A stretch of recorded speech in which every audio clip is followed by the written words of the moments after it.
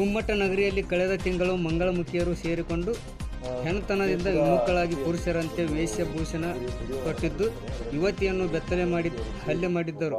ಈ video viral ಆಗಿತ್ತು. Video viral ಆದ ಒಂದೇ ದಿನದಲ್ಲಿ ವಿಜಯಪುರದ ಪೊಲೀಸರು ಕಾರ್ಯಾಚರಣೆ ನಡೆಸಿ ಬಂಧಿಸುವಲ್ಲಿ ಯಶಸ್ವಿಯಾಗಿದ್ದಾರೆ.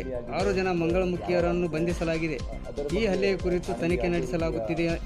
ತನಿಖೆ ನಂತರ ಹೆಚ್ಚಿನ ಮಾಹಿತಿ ಸಿಗಲಿದೆ ಎಂದು ವಿಜಯಪುರದ ಜಿಲ್ಲಾ SP ಅವರಾದ ಋಷಿಕೇಶ್ ಸೋನಾವಣೆ ತಿಳಿಸಿದ್ದಾರೆ.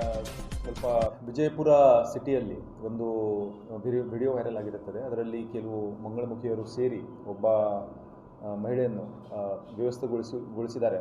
ಆ ರೀತಿಯ ವಿಡಿಯೋದಲ್ಲಿ ಕಾಣಿಸಿಕೊಂಡಿದೆ. ಆ ವಿಷಯದ ಬಗ್ಗೆ ಘಟನೆ ಎಲ್ಲಿ ಆಗಿದೆ, ಅದು ಯಾವಾಗ ಆಗಿದೆ, ಅದರ ಬಗ್ಗೆ ಠಾಣೆಯಲ್ಲಿ ಯಾವುದೇ ರೀತಿಯ ವರ್ತಮಾನ ಸಿಕ್ಕಿರಲ್ಲ. ಅದಕ್ಕೆ ಯಾವುದೇ FIR ಇದಕ್ಕಿಂತ ಮುಂಚೆ ದಾಖಲಾಗಿರಲ್ಲ. ಈ ವಿಚಾರದಲ್ಲಿ ಸ್ವಲ್ಪ ಸೀರಿಯಸ್ ಆಗಿ ಪರಿಗಣಿಸಿ, ಗಂಭೀರವಾಗಿ ಇದನ್ನು ಪರಿಗಣಿಸಿ ಆರೋಪಿಗಳನ್ನು ಅಥವಾ ಈ ಘಟನೆಯಲ್ಲಿ ಯಾರ್ಯಾರಿದ್ದಾರೆ ಅವರಿಗೆ ಐಡೆಂಟಿಫಿಕೇಷನ್ ಮಾಡುವ ಲೆಕ್ಕದಲ್ಲಿ ಒಂದು ಎಫರ್ಟ್ ಮಾಡಲಾಗಿದೆ. ಮತ್ತು ಇದರಲ್ಲಿ ಇರುವಂಥ ವಿಕ್ಟಿಮನ್ನು ಹುಡುಕಿ ವಿಕ್ಟಿಮ್ ಕಡೆಯಿಂದ ಒಂದು FIR ನಾವು ದಾಖಲಿಸಿದ್ದೀವಿ. FIR ಅವ್ರು ಕೊಟ್ಟ ಕಂಪ್ಲೇಂಟ್ ಪ್ರಕಾರ ಕ್ರೈಮ್ ನಂಬರ್ 83/24 ಇದು ಘಟನೆ ನಡೆದಿದ್ದು 26ರಂದು ಈ ಘಟನೆ ನಡೆದಿದ್ದು 21/6/2024ರಂದು. ಆ ದಿವಸ ಬೆಳಿಗ್ಗೆ 11 ಗಂಟೆ ಸುಮಾರಿಗೆ ವಿಜಯಪುರ ಶಹರದ ಲಲಿತ್ ಮಹಲ್ ಹೋಟೆಲ್ ಹತ್ತಿರ ಈ ಘಟನೆ ನಡೆದಿರುತ್ತದೆ.